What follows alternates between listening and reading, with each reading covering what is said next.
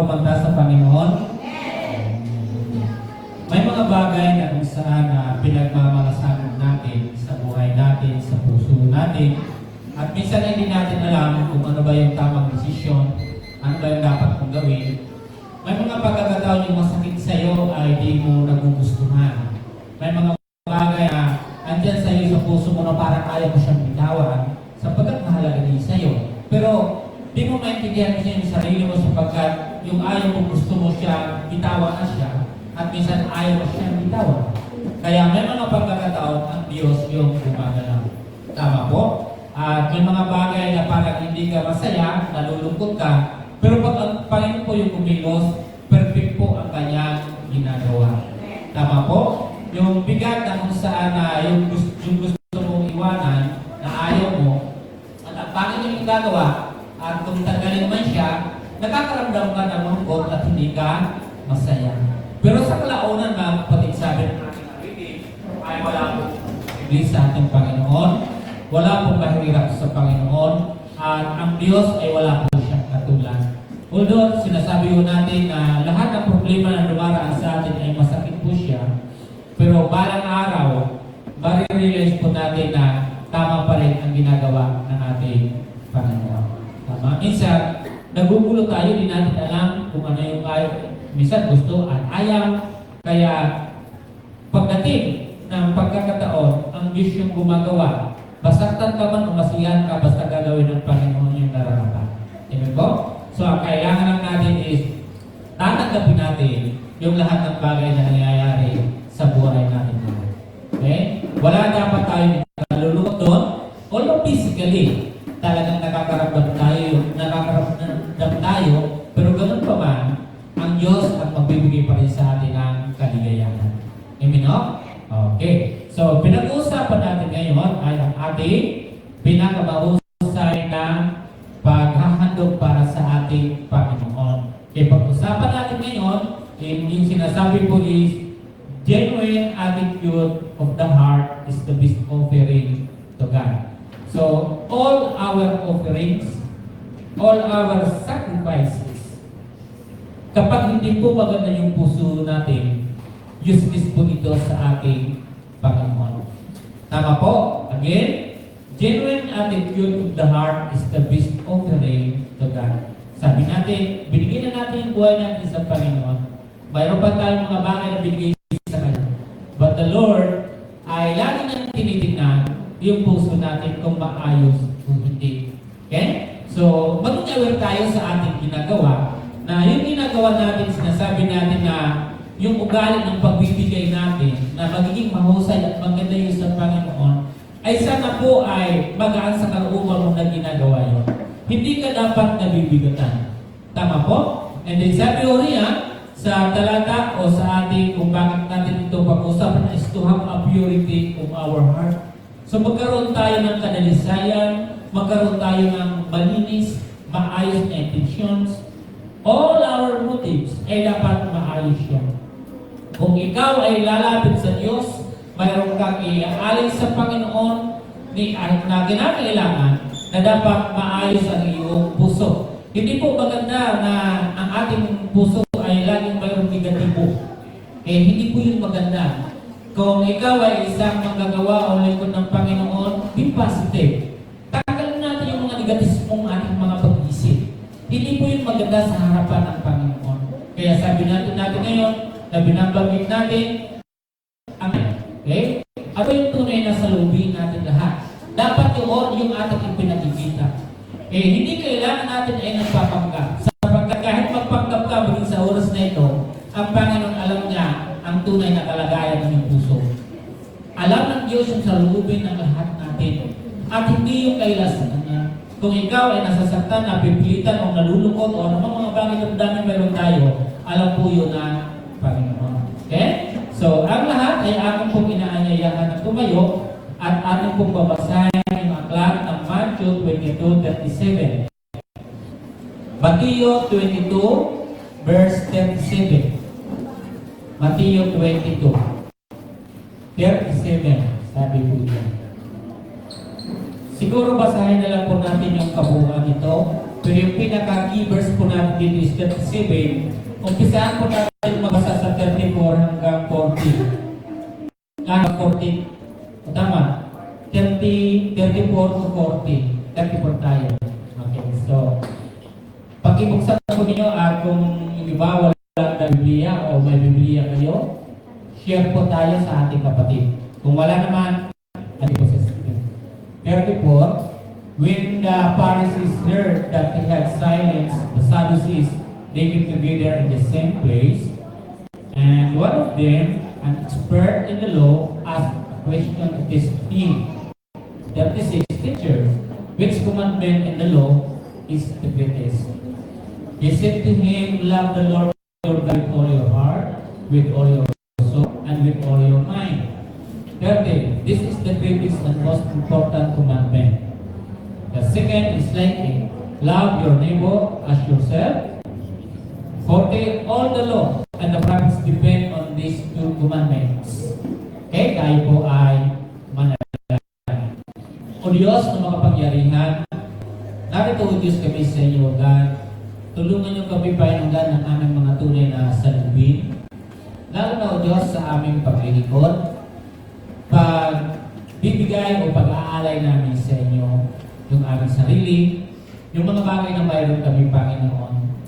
Lord, naway o Diyos na iyon naway o God na siya sa atin ang puso namin, Panginoon.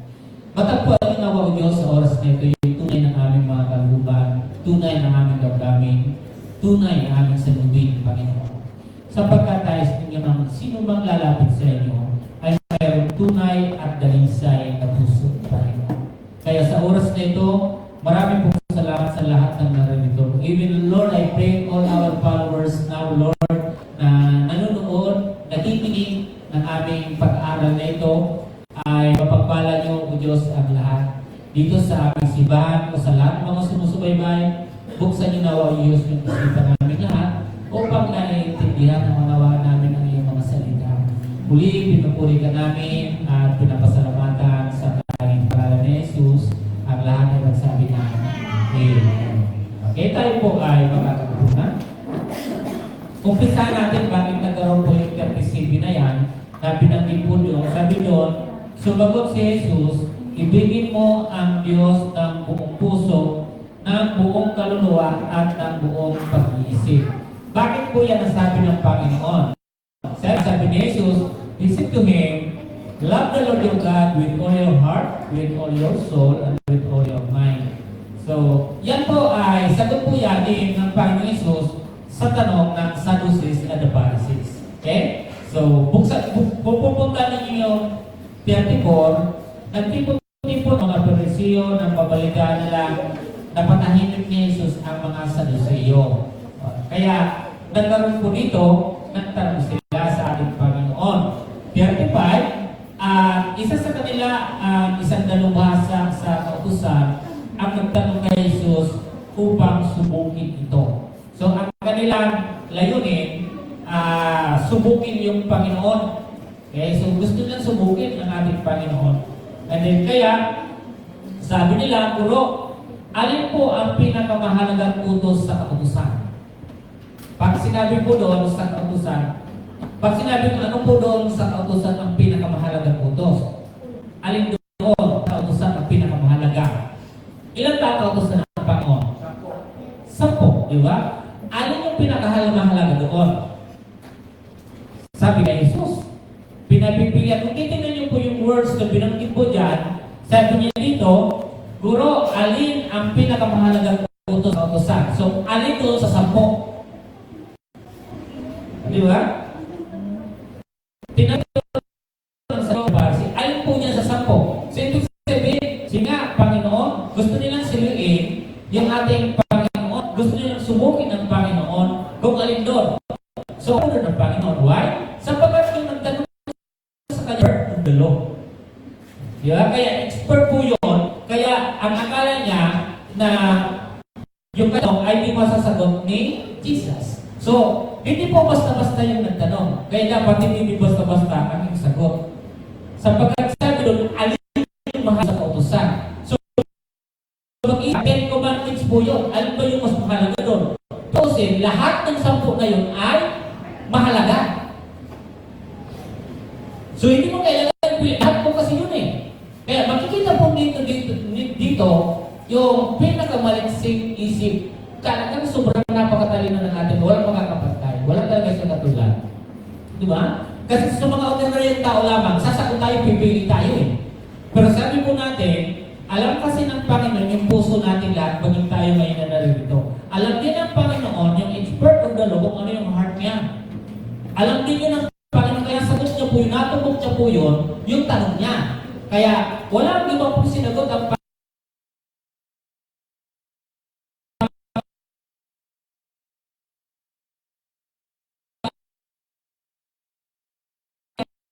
Mahalaga po kung gano'n ang Panginoon. Ano ang kanyang sinabi?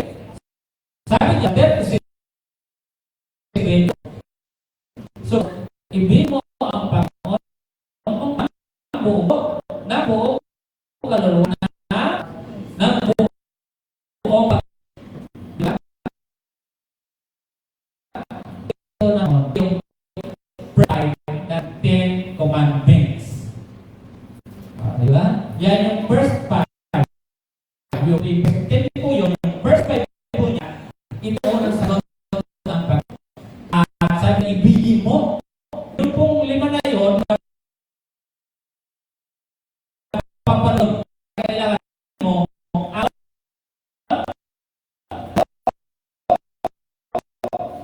at ng buong pag-iisip. Okay? Sabi dito, sa 38, ito ang pinakamahalagang utos.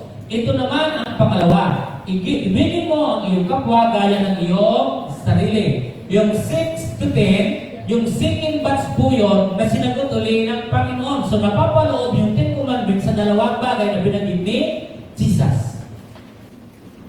Ano nga po? So ang 10 commandments maging ngayon ay buo pa rin. Na hindi po siya ibig sabihin na wala. Bagkus, andyan pa rin po sa sinabi ng Panginoon sa dalawang bagay. Tama po? So yung pangalawa, na ibigin mo ang iyong kapwa gaya ng iyong sarili. Yung 6 to 10, yun po yung napapalog naman doon. Okay? And then sabi dito, sa utos mo, nakasalalay ang buong voices. So, maliwanag. Na yung sagot ng ating Panginoon, yung dalawang sagot na yung napapaloob, nakasalalay po doon yung 10 kautosan ni Moses. Tama? Klaro na po yun, ano? Hindi, sabi dito, at ang turo ng mga propeta. At lahat ng turo ng mga propeta. Kaya yung sagot na yun, makita niyo po kung gaano talaga, kung gaano, hindi po matatarok ng tao yung isip ng ating Panginoon. Sino mag-isip na gano'n yung sasagot ng Panginoon? Di ba? So, kaya talagang namangha sila sa bawat sinasagot ng ating Panginoon. At kung kayong mamamangha, kung ang Panginoon ngayon alam lahat ng ating mga nararanasan. Sapagkat ang Panginoon wala po siyang katulad, wala pong mahirap sa Kanya. Kung ikaw ay naghanap ng kapayapaan sa magulong isip at puso mo ngayon, ang sabi ng Panginoon, siya ang nagbibigay ng kapayapaan. Tama po? Mismo doon sa ating awitin, makikita po ninyo doon kung gaano complete na dakila ang ating Diyos. Tama po? So ang Panginoon ay laging nare-real sa atin. Kung nasasagot niya po yung tanong ng mga expert of the law, kapatid at kaibigan, ano man yung kalagayan natin, hindi ay masasagot ng Panginoon. At di ko yung masasagot. At sino mang mga pastor, sino mang mga magagaling, hindi nila yung masasagot. Iisa lang ang sasagot at ang ating Panginoon. Narito kami as an instrument ng ating Panginoon para ipaliwanag sa inyo upang kayo ay lumapit sa Kanya. Tama po? So, kinakailangan, ang lagi niyong lapitan ay Panginoon. Hindi po ako Diyos. Ako po ay nagpapaliwanag ng salita ng Panginoon na kinakailangan lang po na sundin. Okay? Sapagkat yun yung tinuturo po ng Diyos. Kung nasasagot ng Panginoon yung mga tanong katulad niya, mga kapatid at kaibigan, kung ay nakikita niya po yung kanilang layunin sa ating Panginoon, bakit gusto lang subukin yung ating Panginoon, gusto nila ipahiya yung Panginoon, alam ng Panginoon yung kanilang isip at puso. Yung mga nagtanong ngayon. At At kayo na kaibigan, hindi kayo nagtanong. Pero ang Panginoon, wala kayong sinabi sa inyong mga bibig. Pero kahit wala kayong sinabi at wala kayong alam ng Panginoon ngayon yung kalagayan at estado at sitwasyon ng inyong buhay, ng iyong mga puso. Amen po? Okay. Sa ating pagpapatuloy, ang negative mindset can never give the best offering to God. Kailan kayo makapagbibigay pag ano yung iyong isip? Di ba? Paano ka makapagbibigay ng isang mahusay na alay sa Diyos kung ikaw ay mayroong negatibong pag-iisip? Tulad po nun, alam ng Panginoon dahil silang negatibong naisip sa Jesus. A negative-minded can never give the best offering to God. We need to check your heart ngayon is worthy yung lahat ang ibibigay mo sa Panginoon. Di ba? So, kinakailangan mo na natin tingnan yung puso natin kung matuwid o dalisay siya. Kinakailangan marunong kang magsiyasa ng sarili. Okay? And sabi diyan sa Matthew 22:37, in this verse, Jesus refers to the greatest commandment as or identifies. Okay? Sabi po, love the Lord your God with all your heart and with all your soul and with all your mind. And this, sabi diyan, this commandment places the ultimate value on the totality of persons in their dedications to God. Di ba? Itong talata na ito, mga kapatid, okay? Sabi niya, this commandment places ultimate value on the totality of persons in their dedication to God.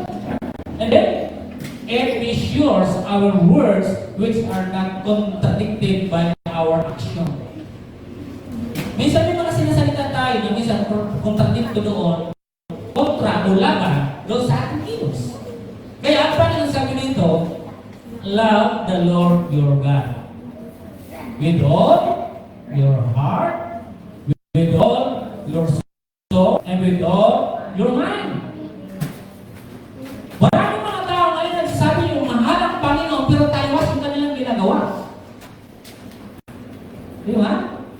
Minsan tayo ay nagpapagaling sa mga sagot, sa mga salita na parang binubag po natin lahat ang gaganda. Pero yun mga kapatid, ang hindi lang dito maganda ay yung sinasabi na sagot na gusto natin gawin, hindi mo naman ginagawa. Nag-contradict doon sa iyong sinasalita. Magaling tayo kung sa'yo, mahal kita Panginoon, pero patunayan natin ang sa ating ginagawa. Kaya sabi dito, ang isang negatibong pag-isip ay hindi kailanman makapagbibigay ng pinakamahusay na handog sa Diyos. Kung tayo is pumunta sa Panginoon before God, kinakailangan natin ay mayroon tayong sa paglapit natin, mayroon tayong malinis at dalisay na puso. Malinis yung intensyon, hindi yung negatibo doon sa mga bagay. Tama po ba? Sa pagpasok nyo sa loob ng simbahan, dapat hindi kayo negatibo sapagkat ang Panginoon yung natin kinakailangan. Sa bawat mga bagay na mayroon tayo dito, is dapat, ano mang ginagawa ay dapat, hindi tayo negatibo. Okay, so, stop muna sa mga kumakain at sa mga nag-sisilpo. Lagi ako nagpapaalala na walang kakain. Kung gusto nyo kumain ay sa labas. Kinakailangan ninyo dito is mag-concentrate sa gawain. Walang cellphone. Kung sa pagpasok natin sa simbahan, igalang natin sapagkat ang Diyos yung naririto. Okay? Huwag yan sa akin magpapagalang, pero igalang yung Panginoon. Tama? So sa bawat papasok natin sa loob ng simbahan, pumunta kayo dyan, umupo kayo dyan para makinig ng salita ng Diyos. Naintindihan? Pumunta kayo kahit saan kayo pumunta ng simbahan. Kaya kahit saan kayo pumunta ng simbahan, dapat pumunta ng simbahan, ikaw ay dapat ay maayos na umupo ang simbahan at nakikinig. Dahil yun ay nakikinig tayo para pakain yung spiritual mo yung bisa. Hindi yung tayo para kumain o hindi yung tayo para maglaro sa loob ng simbahan. Yung time na yun ay pakikinig. Oras ito ng pakikinig ng salita ng Diyos. Aware sa lahat, sa bawat isa, mag-isa mga susunod, huwag yung gawin sapagkat hindi yun maganda sa harapan ng Diyos. Okay? So tuloy tayo. Sabi dito, Matthew 22:37, sa talatang ito ay tinutukoy ni Jesus ang pinakadakilang utos bilang ibigin mo Panginoon mong Diyos ng buong puso mo at ng buong kaluluwa mo at ng buong pag-isip mo. Ang utos na ito ay nagbibigay ng sukdulang halaga. Di ba? Sukdulang halaga sa kautusan ng panloob ng pag-aalay ng isang tao sa Diyos. And sinusukat nito ang ating mga salita na hindi sinasalungat ng ating mga gabos. Kaya sabi ng Panginoon, doon sa expert of the law, mahalin nyo ang Panginoon, ibigin ninyo ang Panginoon ng buong puso, buong kaluluwa at buong pag-iisip. Paano pag ano po yung ginagawa natin? Kasi ngayon palang komplikado na agad siya. Kung mahal natin ang Panginoon, dis talaga na dapat mahalin natin yung Panginoon. Pakita naman natin kung ano yung ginagawa natin. Di ba? So, gawin natin ng maayos. Kumilos ka ng ayos, kumilos ka ng sakto. Okay? Kumilos tayo ng naayos sa kalooban ng Panginoon. Okay, kaya nga ito sinagot ng Panginoon para mamulat yung mga eskreba, mamulat yung mga Parisiyo sa kanilang mga ginagawa. Mga tanong kung saan gusto lang, ibig lang nila na sila ay sumikat. Ibig lang na sila ay mapansin ng Panginoon. Hindi dapat ganun. Tama po? Hindi dapat ganun. Kinakailangan ay ikaw ay lumapit sa Panginoon na maayos ang iyong kalagayan bilang mga tao. Okay? So, isipin nyo, ang Panginoon Isus ay naroroon. Di man lamang nila ginala ang Panginoon, di anong ginawa nila. Magtanong pa sila ng gano'n para siya ay silungin o di kaya sila ay subukin. Sino sila para gano'n din yung Panginoon? Di ba? Hindi maganda. Hindi maganda. Kaya maganda na dapat, sabi diyan sa ating yung genuine attitude of the heart is the best offering to God. So, ang tunay na salubin ng puso natin. Sana pagpunta natin dito, alam natin agad yung salubin natin. Ano po? Dapat pumunta tayo dito, nakakonsentrate ka, nakikinig, hindi para lang sa kaibigan mo, barkada mo. O kung ano yung gagawin nyo lang dito sa simbahan. Ang salubin dapat natin dito pumunta para ating worship yung Panginoon. Sabi ko nga malami sa inyo dito, iwan nyo muna yung lahat ng bagay kahit profession ninyo. Diba? Kahit anong mayroon kayo, kahit kayo pinakamayaman, pumunta kayo dito sa loob ng simbahan, magsamba kayo. Kahit kayo pinakapata-katapos, ano pa yung natapos, architect or engineering po, iwan nyo yan, hindi po natin kailangan natin dito yung ating Panginoon. Yan binigay sa inyo ng Panginoon, pero huwag mong gamitin titulo sa loob ng simbahan. Tama po? Kahit sikat ka pang personalidad, hindi gano'n. Kahit sikat ka ngayong personal, pupunta ng simbahan. Makikita niyo yung ibang sino pupunta ng uupo kasi alam na nag-consider sila para makinig ng salita ng Panginoon. Tama po? So sana alam natin yung salubin natin lahat. Alam ng Panginoon yung salubin ng mga Saduceo ng Parisiyo. At alam din niya yung Panginoon yung salubin natin lahat. Tama po, kung tayo ay nag-worship sa Kanya o hindi. O pakumari siya o man siya. O pumunta ka lang yan dito kasi gusto mo lang pumunta. Hindi, alam mo,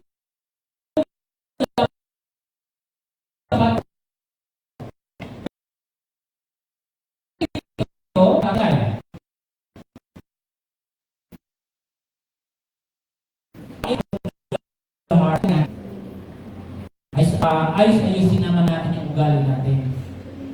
Lalo sa pagharap natin sa Diyos. Kasi minsan, hindi wala na sa lugar. Minsan, di ba? Minsan nag-YouTube tayo sa labas, minsan hindi na natin alam minsan yung katayuan natin sa iba pang lugar. May mga lugar po na dapat natin paggamitan. May mga oras tayo na dapat natin gamitin yung mga oras natin. Matuto tayong magpili ng mga bagay. Kaya magpakatalino tayo. Diba? Kasi sa binabanggit ito, ayusin natin. Isipin mo kung sino yung kaharap mo. Isipin mo. Kaya yung mga Saduceo yan, hindi ba alam kung sino yung kaharap ninyo? Yung siya ay anak ng Diyos. Si Jesus. Diba? Kaya sabi dito, what is the best attitude of the heart toward mula noon at hanggang ngayon? Ang bawat pag-uugali ng tao ay nagbabago. Yung dating kaugalian na mahusay, ngayon ay nagiging nagbabago yung ugali ng lahat. Na dapat siya ay Maraming mga nanay ngayon, maraming mga tao ngayon nagsasabi parang iba na ngayon yung ugali ng mga batang ganito. Totoo. Di ba? Walang ibang makapagtutuwid sa kanilang kundi ang salita ng Panginoon. Di ba? Eh paano pa kaya hindi mga nakikinig ng mga salita ng Diyos? Kung hindi sila, ano kaya yung attitude? Yung mga nakikinig na, hindi na tayo perfecto, tayo may attitude tayo. O, di ba? So, dapat maging maayos siya. Okay? So, pinag-uusapan kasi natin dito sa paglapit natin sa Diyos. Ano ba yung mga usay na dapat natin gawin? Kaya, ito yung ginagawa natin, pwede paliwanag ko sa inyo. Sikapin niyo, ayusin natin. Pagpasok mo sa templo, alam naman natin kung ano yung templo. Tama ba na yan? Alam naman natin ito eh. O, di ba? So, ituro natin, o alamin mo sa sarili mo kung ano talaga itong simbahan. Okay? So, sabi dito, what is the best attitude of the heart towards God? Ano ang pinakamagandang salubin ng puso sa Diyos? Number 1, sabi doon sa binasa natin, sabi na Jesus said, love the Lord your God with all your heart, soul, and mind. Sabi po dyan. So, sabi dyan, number 1, the right attitude of the heart is to put God first in our priorities. Nakikita niyo po ito? Kaya ka nga nare-repeat kasi priorities mo siya eh. So, kailangan mong gawin ngayon is to worship Him. Sambahin mo siya. Priority ba talaga natin siya? Diba dapat ang sinabi natin priorities or put God first, kaya dapat yan sa atin kung ano yung ginagawa natin.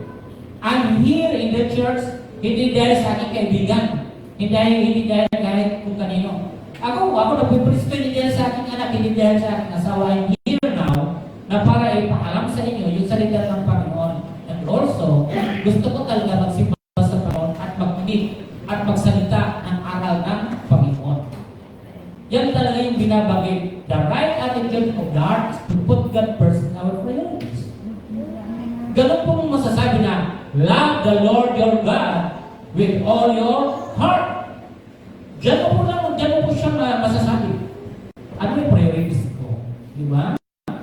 Ano ba dapat yung ginagawa ko?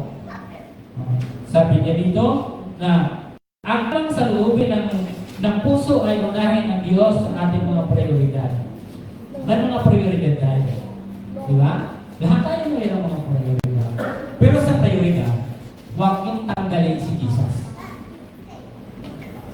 Nakukuha niyo po ba yung ibig ko sabihin? Sana naman, huwag yung tatanggalin sa prioridad ninyo si Jesus. Sapagkat ang dami po natin priority ngayon, pero kadalasan mapapasin mo sa tao, wala po silang priority kay Jesus.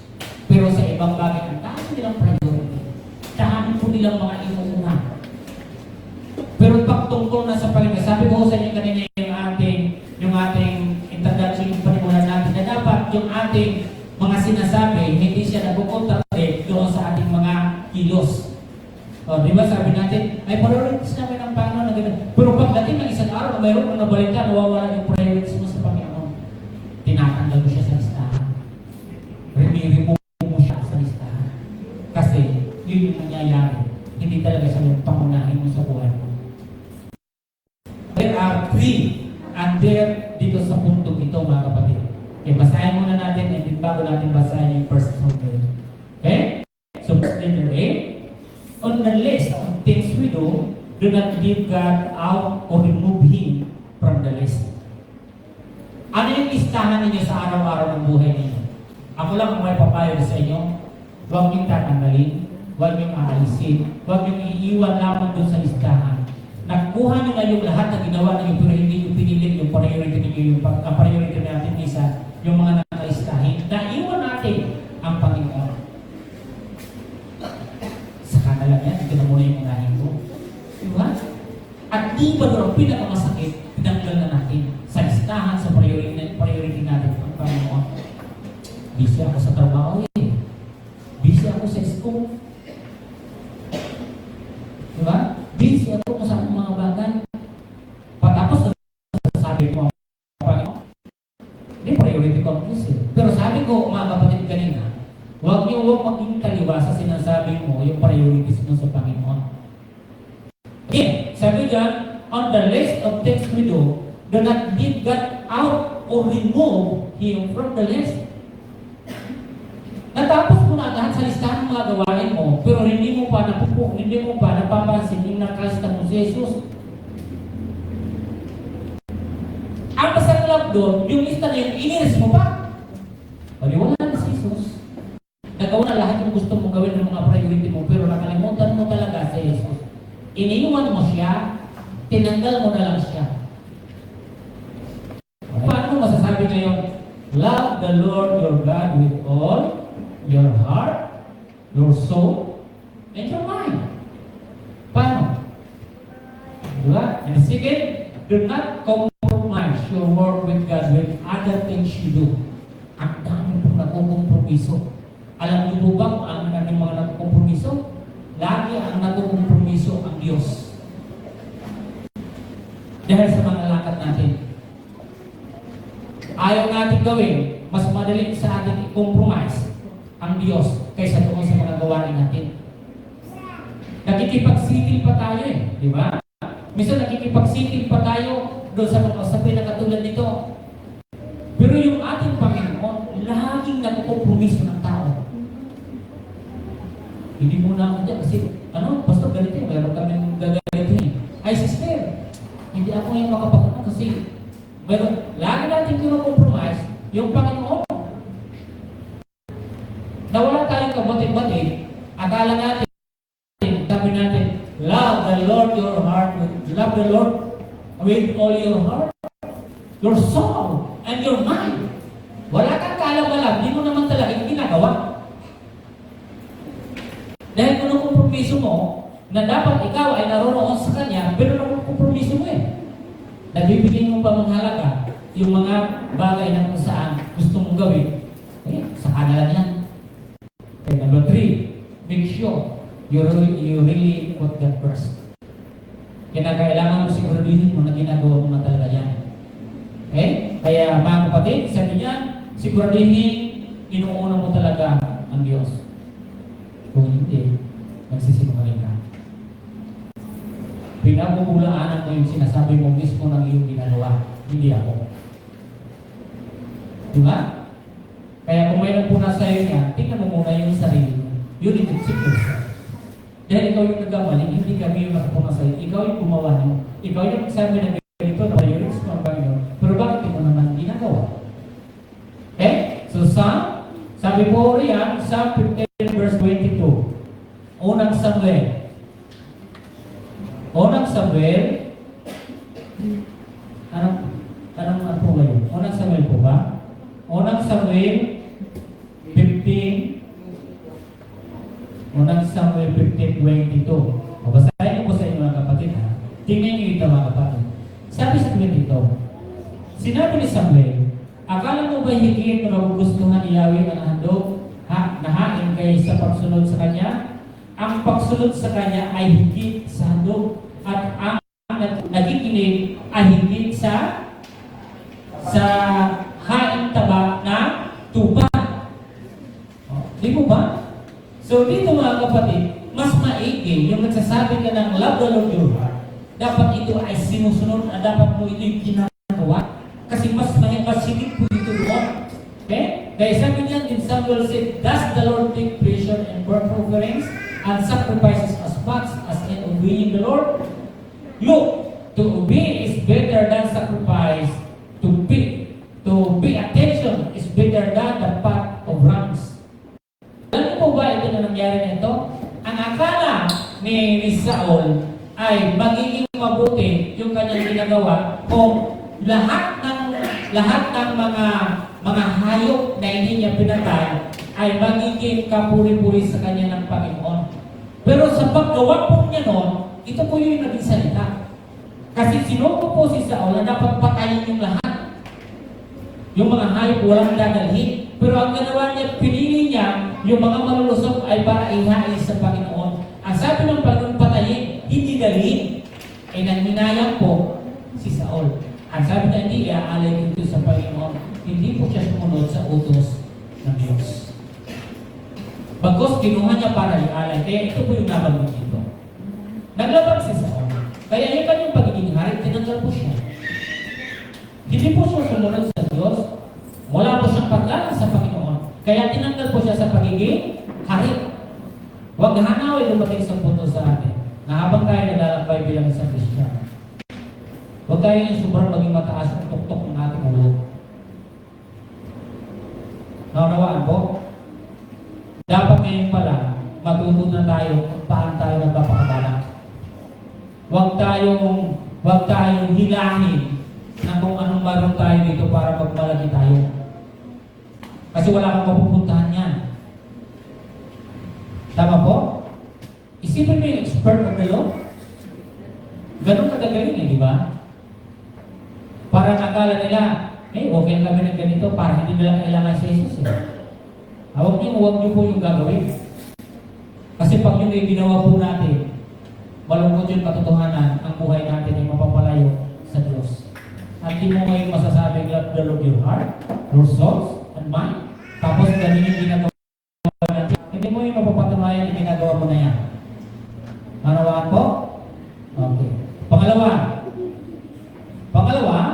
the right attitude of the heart is that in times of sin, humility and repentance are necessary. May mga tao na kahit nagkasala na, diba? Imbis na dapat tanggapin yung pagkakasala, never na nagsusuri. Kasi matataas na Alam niyo po, si David, king po siya. Pero tayo minsan, kahit wala pa naman talaga tayo naabot, pero ang tataas na ng ulo natin, hindi na tayo nakikinig. Diba? Totoo mga kapatid. Kaya nga ito yung sinasabi ng Panginoon Diba? Tingnan niyo yung tao pag nagkasala. Anong kagawin tinatakbuhan nila? Dapat ang kanila ngayon takbuhin yung to admit. Pero hindi yun. Walang tao nag-admit. Diba? Kasi yung pride natin nasasagasahan. Yung pride natin nasasagasahan kaya hindi tayo nag-admit. Yan yung pinakamahalaga pa naman sa Panginoon. Diba? Kaya sinasabi natin na iniibig natin ang Diyos ng buong puso, iniibig natin ang Diyos ng ating buong kaluluwa, at iniibig natin ang Diyos ng buong pag-iisip, dapat mayroon ka pong pagtanggap. Di ba? Kung ikaw ay nagkamali, kailangan marunong kang magtanggap. Yun yung totoo. Yung binabanggit ni Jesus. Pero kung ikaw yung tao na nagsasabi na iniibig mo ang Diyos ng buong puso, buong kaluluwa, pagkapos ganito yung ginagawa mo, hindi ka nagsisisi, meron ka puso. Anong sinito mga kapatid? Sabi niya, the right attitude of the heart is that in times of sin, humility and repentance are necessary. Sa panahon ni David, ito ko po sa inyo ito mga kapatid sa panahon ni David. Nung siya po ay nagkasala. Okay? Nagkasala po siya ng panahon na yun. Si David po, tandaan po natin, siya po yung pinalit na hari kay King Saul. So, si David ay isa na siya hari. Okay? So, sabi dito, pero basahin ko muna sa inyo ang 3 puntos po natin dito and then pupunta po tayo dun sa awit. Sa awit 51:7. Pero hayaan niyo muna ako dito. Sabi dito sa talata, tamang saloobin ng puso sa panahon ng kasalanan. Pag sinabi mong kasalanan, o yung pagkakasala kaysa pagkakasala natin. Sabi ng pagpapakumbaba at pagsisisi ay kailangan. Okay. Kung ikaw ay nag-commit ng mistake, nagkaroon ka ng kasalanan, anong step ang dapat natin gawin? Bibigyan ko po ngayong mga kapatid ng isang halimbawa sa panahon ni David. Nung nagkasala po siya, hindi po siyang tipong tao kung na magbabato siya, na kung may sisisihin siya. Wala po. Hindi siya ordinary tao May tungkulin po siya. Pero tayo, mga ordinary mga tao, sabihin natin, di ba, yung mababa yung ano natin. Dapat na tayo yung magtag ng kasalanan natin, di ba? Pero minsan, nililihis natin ang istorya para hindi dumamo doon at para hindi tayo umani sa ating mga kasalanan. Okay? ito, letter A, confess it with all honesty. So, kinakailangan yung dapat mong katapatan. Ang pagsasalita natin kung ano yung ating nagawa. Letter B, telling the truth rather than lying. Ito yung lagi kong binabanggit sa inyo lahat ng kapatid. Piliin nyo yung magsabi kayo ng totoo kaysa magsinungaling kayo. Alam niyo po yung madaling magpilit ng pagsisinungaling? Hindi po yung pamumuhay ng totoong Kristiyano. Paglakad po yun sa kadiliman. Di ba? Kaya sabi niya sa pangalawa, is telling the truth rather than lying. Ang Kristiyano dapat ngayon, lahat dapat ngayon, huwag mong piliin yung magsinungaling ka. Piliin mo yung magsabi ka ng katotohanan. Kasi sa oras na yun ay parang mong ginagawa, hindi ka lumalakad sa liwanag, lumalakad ka sa kadiliman, pinapadali mo mismo yung sarili mo. Tama mo ba? Tapos sasabihin mo ngayon, ibigin yung aking Panginoon Isus ng buong kaluluwa, ng buong puso, ng buong pag-isip.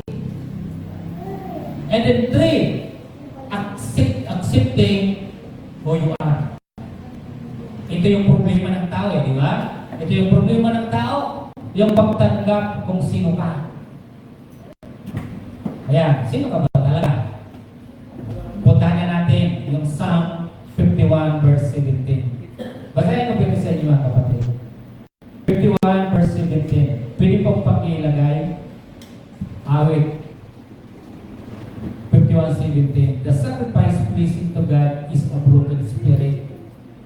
God will not despise a broken and humble heart. Ito kapatid dito na 17, beginning doon sa verse 1 and in the following verses, papansin po dito, hindi ko babasahin lahat, yung kwento ng buhay ni David. He is a king. Siya ay kilalang hari. Matapang. Kinikilala siya ng lahat. Lahat ng Israel.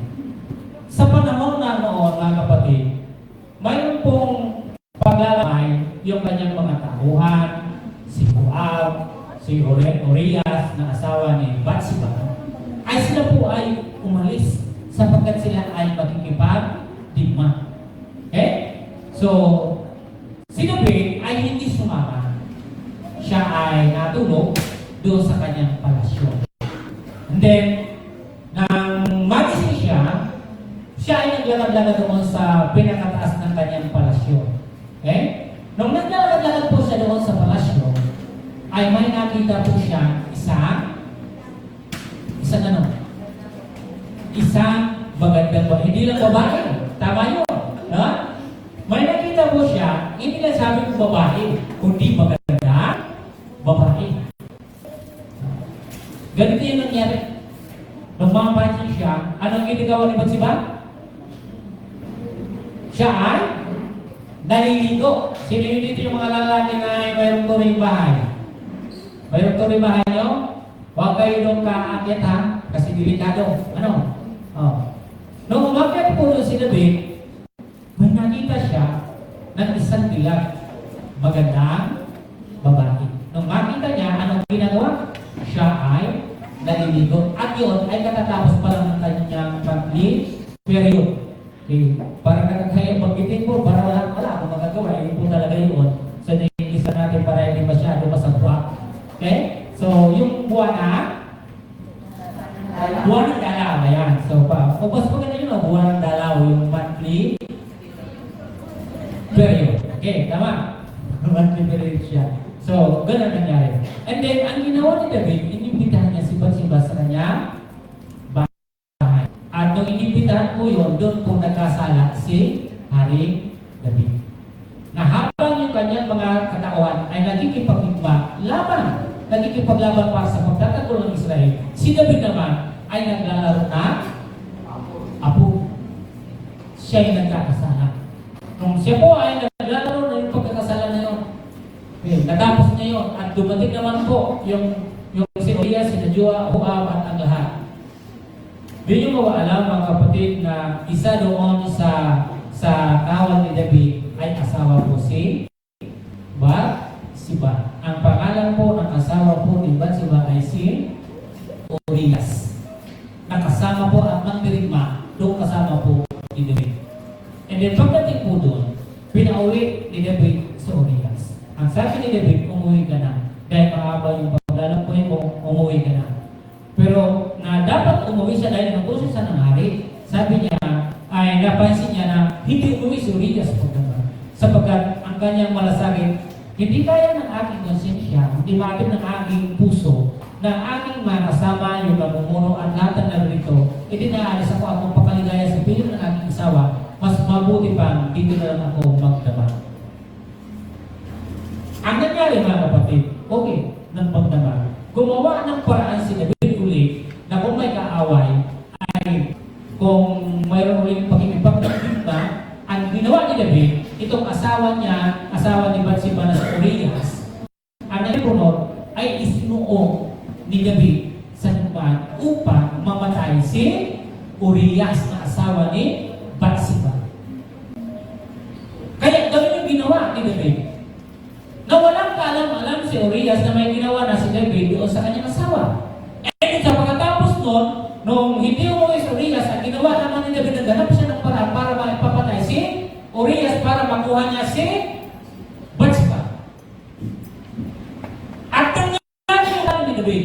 Nung mangyari yung plano ni David, ayun, namatay po si Urias at ang pangasawa na po niya ngayon si Bathsheba, at si Bathsheba ay nagdala tao. At pumunta si propeta Nathan kay David. Sabi niya, may isang manlalakbay na mayaman, maraming alaga, at mayroong isa doon na dugha, isa lang alaga. Sabi ni Nathan, din pinakiwento niya kay David. Nung panahon na gusto na mayroong ihahain o lulutuin, yung mayaman na yon, na manlalakbay na yon, napakarami ng kanyang alaga. Pero bakit yun pa yung kinuha sa isang lugar na iisang tuba at yun pa yung kinatay? At doon nabutin yung damdamin ni David at nagkalit siya. Sabi dapat hindi ko yung ginawa ng marami sapagkat marami siyang pinipili. Bakit kinuha pa doon sa api? Sa isang lugar, yung isang tuba na iisa na lang yung pinaingatan. Sabi ni David. At dito sinabi ni Nathan, alam mo ba kung sino ang aking kinikwento? Ikaw yung mayaman. At yung si David, si Urias, isa yung asawa, kinuha mo pa. At doon niya na-realize na lumupo siya na siya pala ay may ginawa kasalanan. Diba? So, tayo misa, ito yung problema natin. Diba? Yung dapat natin tanggapin yung kasalanan natin, pero minsan ay humahanap tayo ng masisisi. Pero alam niyo ito, hindi po dito nagharap si David ng masisisi. Alam niya yung kwento ni Propeta Nathan. At doon niya tinanggap. Sabi niya, ako po ay nagkasala. Ito yung isang magandang attitude na nagsasabi ka, love the Lord your God with all your heart. Love the Lord your God with all your soul. With all your mind. Kalagay sa isip mo yun. Nasa oras na magkamali ka, tanggapin mo. Diba? Kaya yung panahon na yun, yung istorya na po yan mga kapatid, ito yung kailangan niya talaga ang Panginoon. At tinanggap na niya na siya ay nagkamali sa Diyos. Okay? Kaya yung binanggit ko sa inyo kanina, napakahalaga yung pagtapat ng buong katapatan. Ano ba yung ginawa mo? Isabi mo kung ano yung ginawa mo. Huwag yung, ako sa totoo lang, ayaw ko yung pasikot-sikot eh. Pero iisa naman pala yung pupuntahan. Dahil ito po, isabi mo kung ano yung ginawa kasalanan. Di ba? May mga tao ayaw yung kung palis-lis, kung ganito mo. Hindi mo naman yung kailangan. Kung talagang ito mo, na minamahal mo ang Panginoon, direktahin mong isabi kung ano talaga ang ginawa mo. May mga tao ngayon pasikot-sikot, palis-lis, yan yung ayaw ko sa lahat. Yun yung totoo mga kapatid. Kung nagkasala ka, sabi na, aminin mo kung gawin nagkasala, huwag mo na akong paikutin.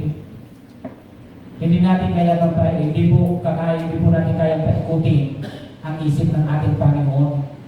Alam ng Diyos yung ginawa natin. Kaya kahit paikutin mo po yan, isa pa rin yung kanyang sasabihin sa iyo kung nagkasala ka.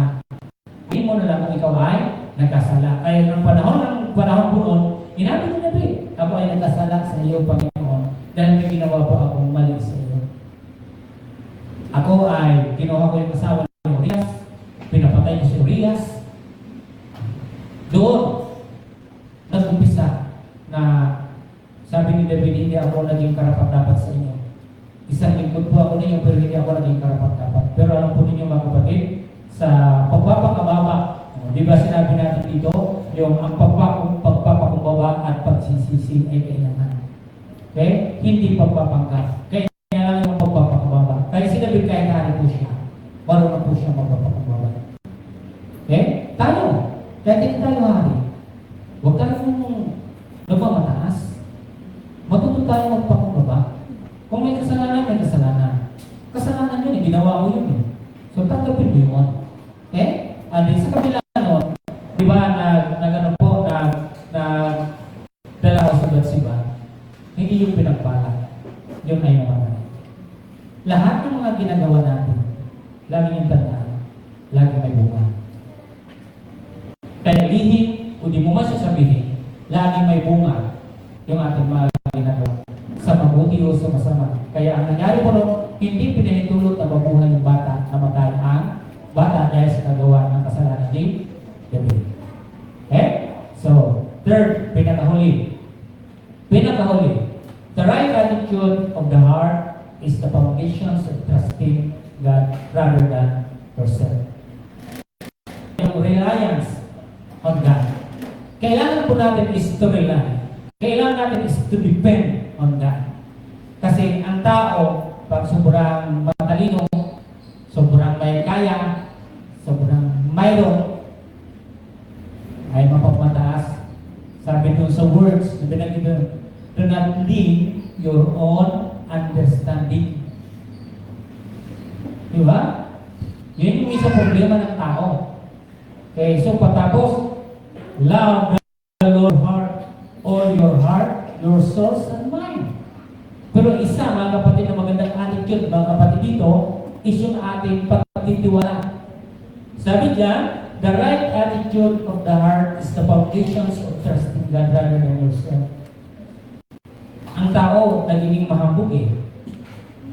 Di ba? Nagiging mahambog tayo kung anong mayroon tayo. Hindi dapat tayo maging ganun. Di ba? Parang kaya-kaya na natin ang lahat eh. Parang kung hindi ka, walang mangyayari. Di ba? Kung wala ko dyan, walang mangyayari ng ganito.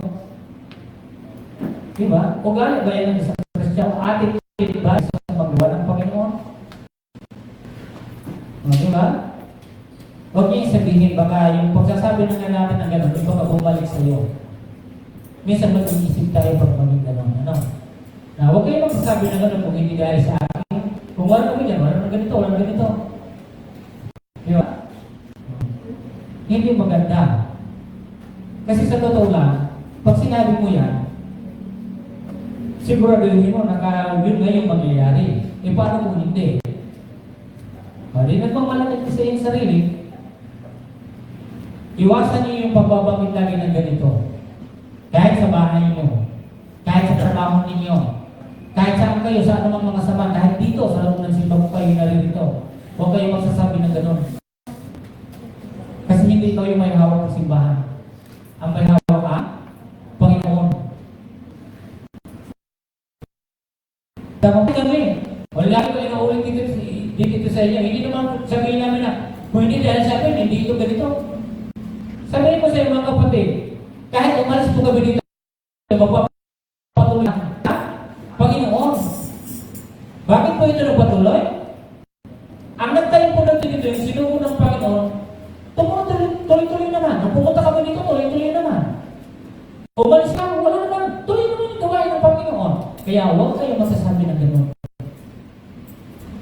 Tama po? Kung gusto nyo magpapagawin,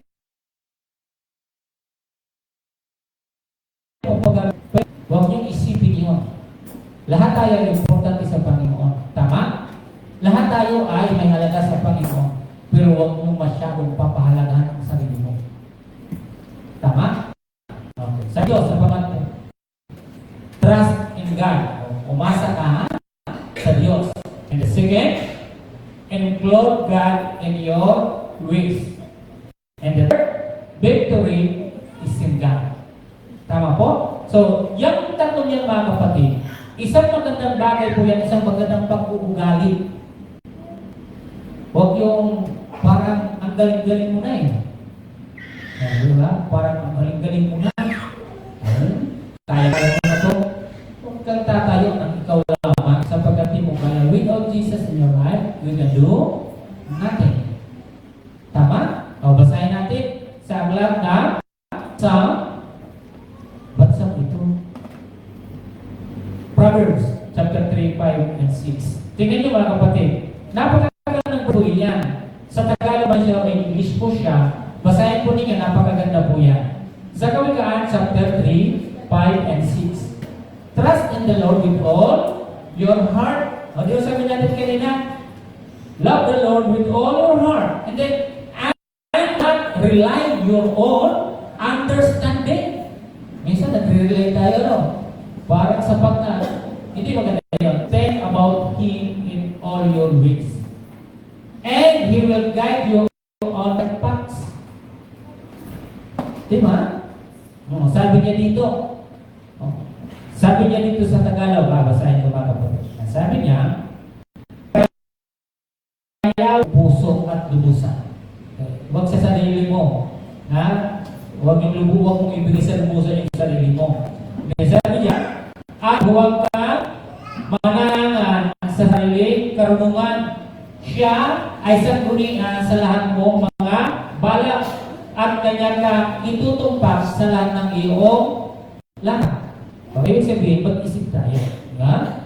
Isipin natin ang mahusay. Lahat ng ating ginagawa. Mula kanina nang binanggit ko sa inyo, baging hanggang dito. Tingnan niyo, ano ba yung plan ko? Ano ba yung gusto kong mangyari sa buhay ko? Diba? So, ayusin natin sapagkat ang Panginoon po yung nagpapatagumpay. Kung gusto mo, ang Panginoon pa rin po yung magbibigay sa iyo natin. Huwag tayong lilis kung saan-saan. Kinakailangan mong lumakad sa direksyon na nais ng Panginoon. Kaya ngayon, maraming mga tao na gustong dumaan sa sarili nilang daanan. So, gusto nila yung direksyon lang nila. Ayaw nilang isangguni, ayaw nilang ibigay sa Panginoon yung direksyon niya. Bilang isang mananampalatayang lahat, kailangan in our plan, kinakailangan include natin lagi ang ating Panginoon sa lahat ng ginagawa natin, even in your family. Okay? So, sa lahat ng mga bagay. Pero ito, ang awal na lang kayo. Huwag niyong i-include ang Panginoon habang nag-iinom kayo na hinibra. Pwede bang include? Sabi ng pastor i-include daw ang Panginoon lahat ng bagay. Kasi ang Kristiyano hindi dapat manginginom. I-include nyo ba ang Panginoon habang nag-iinom? Ha? Sabi ko, sige po, include mo saan i-include mo ba ang Panginoon doon sa ginagawa mo sama? Huwag mo gawin. Ang dati nito is, kinakailangan na mga bagay na kung saan yung tatanggap-tanggap sa ating Panginoon. Okay? So, sa ating pagtatapos mga kaibigan, pero bago sa ating pagtatapos, ano ba yung tatlong ating tinalakay? Number 1. Sige, basahin na lang po natin dito kung hindi kayo nagsalat. The right attitude of the heart is to put God first in our priorities. Alam nyo yung priorities ninyo. Kahit mayroon kayo doon mga nakalista sa gagawin ninyo, huwag niyong tanggalin o alisin doon sa listahan ng Diyos. At kung siyang ikompromiso nang dahil doon sa isang bagay, ayaw nila. Di ba? Mayroon po ako isang karanasan nun. Siya po ay ginagamit sa gawain ng Panginoon. Ano dito? Ito, nag-drums, nagtutugtog ng ganito. Ganito siya ng ganito. Di gano'n na nangyari. Sa pagtutugtog niya, nawili siya sa tutugtog. Dapat pa natin ngayon, nagagawa siya ng hindi maganda. Okay? Yung mga bagay na parang nahirapan siya mag-recover. So gusto niyo mapagamit, pabayang ng pagganito ng pagganito. Dapat ayusin niya muna kay sarili. Dapat alam niya yung kanya priorities. Alam niya dapat yung kanyang ginagawa. At ito ang pinakahoy. Nagsisi siya sapagkat dati ginagamit siya, ngayon ay hindi na siya ginagamit.